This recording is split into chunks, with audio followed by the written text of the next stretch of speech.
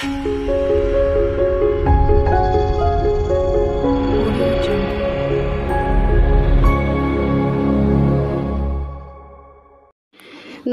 আমি রুমকি। তোমরা প্রত্যেকে দেখছো রুমকি লার্ন ফর টুডে।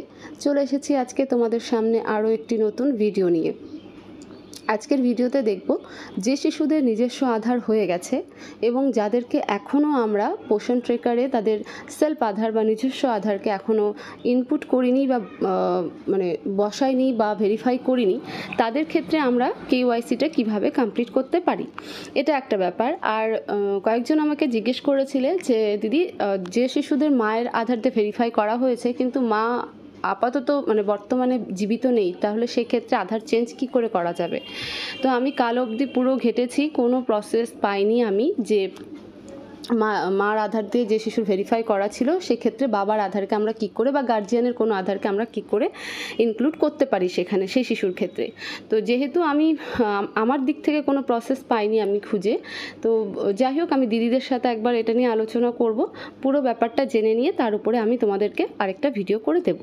তো আজকের ভিডিওটাকে শুরু করছি। আজকের ভিডিওতে আমরা দেখব যে শিশুদের নিজস্ব আধার হয়ে গেছে তাদের আগে তাদের ক্ষেত্রে সেই আধারকে আগে কি করে ইনক্লুড করব, করার পরে তাদের কেওয়াইসি কিভাবে করতে হবে, এটা একটা ব্যাপার। দুই, যদি আধার নাও হয়ে থাকে তবুও বা আমি তাদের কেওয়াইসিটা কিভাবে করতে পারি। তাহলে ভিডিওটাকে শুরু করছি। দেখো, আমি কেওয়াইসি ফাইলে রয়েছি, বেনিফিশিয়ারি কেওয়াইসি ফাইলে রয়েছি। সেখানে আমি একজন শিশুকে বেছে নিয়েছি, আকাশ মজুমদার।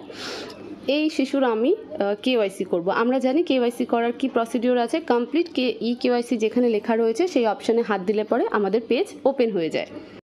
যখনই আমরা কমপ্লিট কেওয়াইসিতে হাত দেবো তখন এরকম একটা নোটিফিকেশান বা কনফার্মেশন নোটিফিকেশান একটা শো হবে, যেখানে আমাদেরকে কনফার্ম করতে হবে এবং আমরা যে এই শিশুর ক্ষেত্রে বা এই বেনিফিশিয়ারির ক্ষেত্রে কেওয়াইসি করতে চাই, তাহলে পরে সেক্ষেত্রে আমাদেরকে কনফার্ম অ্যান্ড প্রসিডে হাত দিতে হবে, আর না হলে পরে I will do it later, তাই তো। তাহলে কনফার্ম অ্যান্ড প্রসিডে আমি হাত দিচ্ছি। যখনই কনফার্ম অ্যান্ড প্রসিডে হাত দেবো তখন আমাদের সামনে কেওয়াইসি করার জন্য পুরো পেজটা ওপেন হবে। সেখানে আধার নাম্বার এবং ক্যাপচা যা রয়েছে সেটা বসিয়ে নেক্সট করতে হবে। এবার এক্ষেত্রে আমরা কার আধার নাম্বারটা এখানে দেব, বাচ্চাটার যার আধার দিয়ে ভেরিফাই করা রয়েছে। যদি মায়ের আধার দিয়ে বাচ্চাকে ভেরিফাই করে থাকি তাহলে মায়ের আধার নাম্বার দেব, আর যদি বাবার আধার দিয়ে ভেরিফাই করে থাকি তাহলে বাবার আধার দেব। এটা একদম ক্লিয়ার। এখানে যেন আর কোনো দ্বিমত কোশ্চেন তৈরি না হয়। যে কোশ্চেনটা বিগত 3 দিনে আবারও রিপিটেড হয়েছে যে শিশুদের আধারগুলো আমরা কিভাবে করব, ওদের তো আধারই নেই, ওদের তো মা দিয়ে করে রেখেছি, বাবাদের করে রেখেছি। আমি এর আগের একটা ভিডিওতেও বলেছিলাম যার আধার দিয়ে ভেরিফাই করা রয়েছে তার আধারেই কেওয়াইসিটা কমপ্লিট করা হবে শিশুদের ক্ষেত্রে, স্পেশালি শিশুদের ক্ষেত্রে। তো এই শিশুর ক্ষেত্রে যদি আমি মায়ের আধার দিয়ে ভেরিফাই করে থাকি তাহলে মায়ের আধার নাম্বারটাই এখানে বসাবো, তারপরে ক্যাপচা দিয়ে নেক্সট করব। আর যদি বাবার আধার দিয়ে করে থাকি তাহলে বাবার আধার নাম্বারটাই বসাবো, তারপরে যা রয়েছে ক্যাপচা দিব, নেক্সট করব। নেক্সট করলে পরে যে মোবাইল নাম্বারটা রয়েছে আধারের সাথে লিঙ্ক সেই নাম্বারে কিন্তু ওটিপি যাবে। তো সেটা আগে একবার চেক করে নেবে যে মোবাইল নাম্বার আবার কোনো রকমভাবে চেঞ্জ করেছে কিনা বা আধারের নতুন কোনো মোবাইল নাম্বার দিয়েছে কি দেয়নি। যদি দিয়ে থাকে তাহলে সেক্ষেত্রে বেনিফিশিয়ারির প্রোফাইলে গিয়ে আগে মোবাইল নাম্বারকে চেঞ্জ করে নিতে হবে এবং ভেরিফাইও করে নিতে হবে, তারপরেই কিন্তু আমরা কেওয়াইসি করতে পারবো। এটা হলো এই প্রসেস। এবার ধরো এই শিশুর নিজস্ব আধার হয়ে গেছে, তাহলে আমরা কি করব। যদি এই শিশুর ক্ষেত্রে নিজস্ব আধার হয়ে থাকে তাহলে আমি বলবো আগে শিশুর নিজস্ব আধারকে ভেরিফাই করো, তারপরে শিশুর কেওয়াইসি কমপ্লিট করো। তাহলে সেই প্রসেসটা কি আছে এবার আমরা সেই প্রসেসটাও দেখব। শিশুর নিজস্ব আধার ইনক্লুড করার জন্য বা পোষণ ট্রেকারে সাবমিট করার জন্য আমরা সরাসরি চলে যাব বেনিফিশিয়ারির পেজে। তোমরা দেখতেই পাচ্ছ আমি বেনিফিশিয়ারির পেজ ওপেন করে রেখেছি। এখানে 6 মাস থেকে 3 বছরের শিশুর ঘরটা ওপেন করব, কারণ আমি একটু আগে যে শিশুর নাম দেখালাম আকাশ মজুমদার, সে 6 মাস থেকে 3 বছরের ক্যাটাগরিতেই পড়ে। তো সেই শিশুকে দিয়েই দেখাচ্ছি আমি 6 মাস থেকে 3 বছরের ক্যাটাগরির ঘরটা ওপেন করব। দেখতে পাচ্ছ আকাশ মজুমদার। এবার কি করব, এই নামটার কোথাও হাত দিব না, নামের উপরে টাচ করব। নামের উপরে টাচ করলে পরে আমাদের এই শিশুর কেয়ার প্রোফাইল খুলে যাবে। তাহলে নামের উপরে আমি টাচ করে নিচ্ছি। দেখো যখনই নামের উপর টাচ করলাম তখন আমাদের এই প্রোফাইলটা খুলে গেল। এটাকে কেয়ার প্রোফাইল বলে।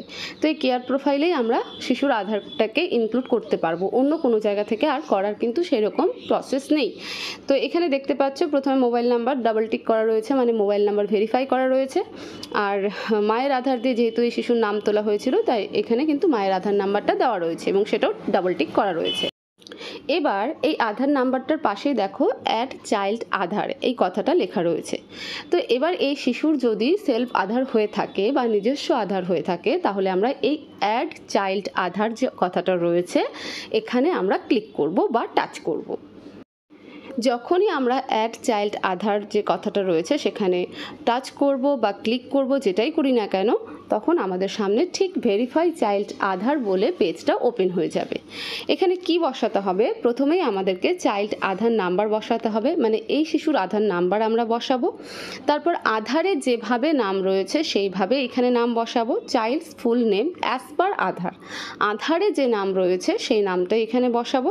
তারপর আধারে যে ডেট অফ বার্থ রয়েছে সেটাই বসাবো। এখানে বলেই দিয়েছে ডেট অফ বার্থ ব্র্যাকেটে রয়েছে অ্যাজ পার আধার। আধারে যে ডেট অফ বার্থটা রয়েছে সেই ডেট অফ বার্থটাই বসাবো। ঠিক আছে, আমার কাছে হয়তো আগে কোনো রকমভাবে অনেক সময় হবে শিশুদের বার্থ সার্টিফিকেটের ডেট একটা আলাদা হয়ে গেছে এবং আধার কার্ডে হয়তো কোনো রকম মিস্টেক হয়ে গেছে। তো সেক্ষেত্রে আমরা আধারে যে ডেট অফ বার্থটা পাবো সেই ডেট অফ বার্থটাই এখানে বসাবো। তারপর রয়েছে জেন্ডার, মেল আর ফিমেল। এখানে সিলেক্ট করার কিছু নেই। যখন আমরা শিশুর প্রোফাইল করেছিলাম, নাম রেজিস্ট্রেশন করেছিলাম, তখন যে জেন্ডার দিয়েছি সেটা অটোমেটিক এখানে সিলেক্ট থাকবে। তো সেখানে আর চেঞ্জ করার কিছু নেই। এক্ষেত্রে বলে রাখি, যদি কোনো ভুলবশত ছেলের মানে জেন্ডারটা ছেলে হবে কিন্তু আমি ভুল করে ফিমেল করে দিয়েছি বা মেয়ে করে দিয়েছি, তাহলে জেন্ডার কিন্তু এই পেজে চেঞ্জ হবে না, জেন্ডার প্রোফাইলে গিয়ে চেঞ্জ করতে হবে। এই শিশুর বেনিফিশিয়ারি প্রোফাইলে যাবে, সেখানে জেন্ডারটাকে চেঞ্জ করতে পারবে।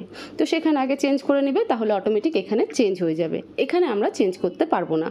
তাহলে আধার কার্ডের নাম্বার, আধারে যা নাম রয়েছে সেই নাম বসাবো। তারপর আধারে যে ডেট অফ বার্থ বা জন্ম তারিখ রয়েছে সেটা বসাবো। তারপরে গিয়ে ভেরিফাই আধার করে দেবো। যখন ভেরিফাই আধার এই বেনিফিশিয়ারির হয়ে যাবে তখন আমরা এই বেনিফিশিয়ারির ক্ষেত্রে KYC কমপ্লিট করার দিকে যাব। ঠিক আছে, এটা তাদের ক্ষেত্রে যে শিশুদের নিজস্ব আধার হয়ে গেছে। যাদের হয়নি যাদের আধার দিয়ে আমরা ভেরিফাই করে রেখেছি, সেটা মা হোক বাবা হোক যেই হোক না কেন, সেই আধারেই KYC হবে। কিন্তু যদি কোনো শিশুর সেলফ আধার হয়ে থাকে তাহলে আগে সেই সেলফ আধারকে ইনক্লুড করব, তারপরে আমরা KYC করব। তো এই হচ্ছে পুরো ভিডিও। তোমরা ভিডিওটাকে দেখো এবং প্রচুর শেয়ার করো যাতে দিদিদের কাছে পৌঁছে যায়, অন্যান্য দিদিরাও এই ভিডিও দেখে নিজেদের কাজগুলোকে একটা সঠিক ইনফরমেশন নিয়ে ঠিকভাবে করতে পারে, যাতে ভবিষ্যতে কোনো সমস্যা না হয়। আর চ্যানেলে নতুন হয়ে থাকলে চ্যানেলটাকে সাবস্ক্রাইব করতে একদম ভুলবে না। ভিডিওটাকে প্রচুর লাইক করো। তোমাদের যা কিছু জানানোর আছে আমাকে কমেন্ট বক্সের সাথে সাথে হোয়াটসঅ্যাপেও মেসেজ করতে পারো।